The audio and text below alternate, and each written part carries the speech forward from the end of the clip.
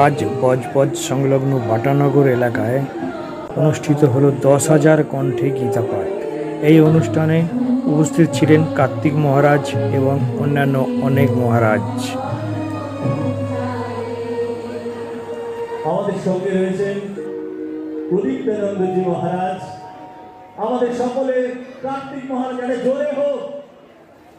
মহারাজকে আমরা বরণ করব। আজকে বিশ্ব